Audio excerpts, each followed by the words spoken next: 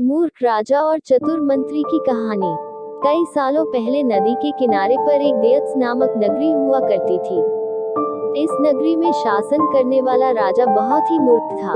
वहीं राजा का मंत्री बहुत चतुर था।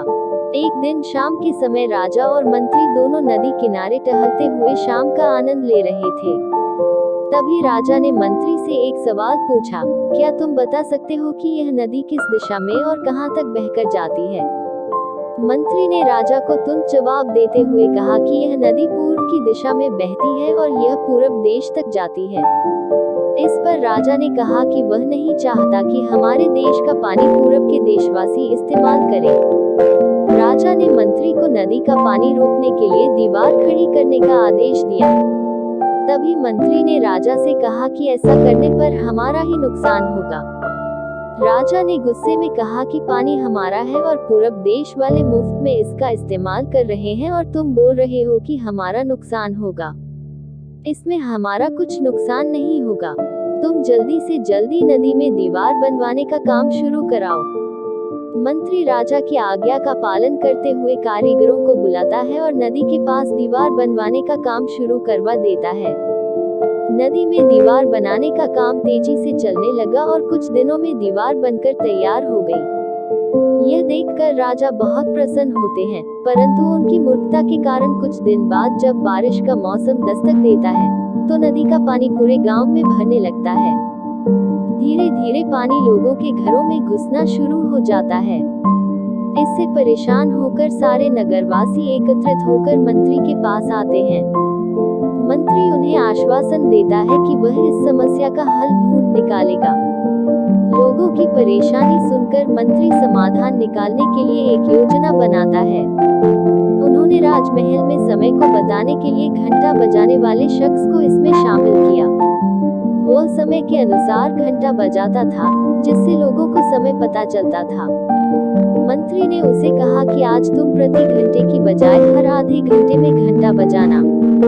उस आदमी ने मंत्री ने जैसा कहा वैसा ही किया। इससे जब सुबह के 3 बज रहे थे, तो उसने 6 बार घंटा बजाया। 6 घंटे सुनकर राजा और सभी नगरवासियों को लगा कि 6 बज गए हैं और सुबह हो गई है। राजा उठकर बाहर आता है, तो वहाँ मंत्री पहले से मौजूद होता है। बाहर अंधेरा देखकर राजा मंत्री से पूछता है कि अभी तक सूर्योदय क्यों नहीं हुआ है। राजा के सवाल का जवाब देते हुए मंत्री ने कहा, महाराज प्रातःकाल हो चुकी है, पर हमने पूर्व दिशा वालों के यहाँ पानी को जाने से रोक दिया है, तो शायद इसलिए उन्होंने हमारे यहाँ सूर्य की रोशनी को आने से रोक दिया है।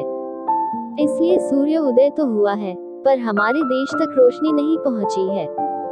ऐसा लग रहा है कि अब हमारे देश में सूरज की रोशनी कभी नहीं पहुँच पाएगी। यह सुनकर राजा चिंता में पड़ जाता है और मंत्री से पूछता है कि क्या इसका कोई उपाय नहीं है।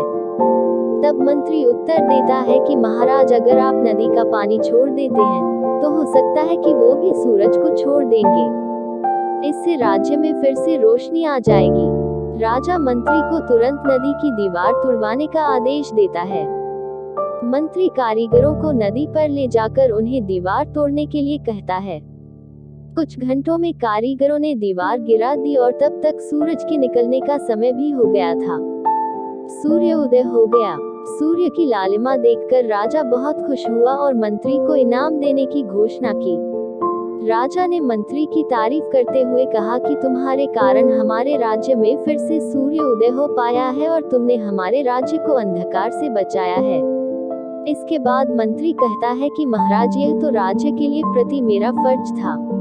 इस कहानी से हमें यह सीख मिलती है कि कभी भी दूसरों का बुरा नहीं करना चाहिए और न ही उनकी तरक्की देखकर उनसे जलन की भावना रखनी चाहिए।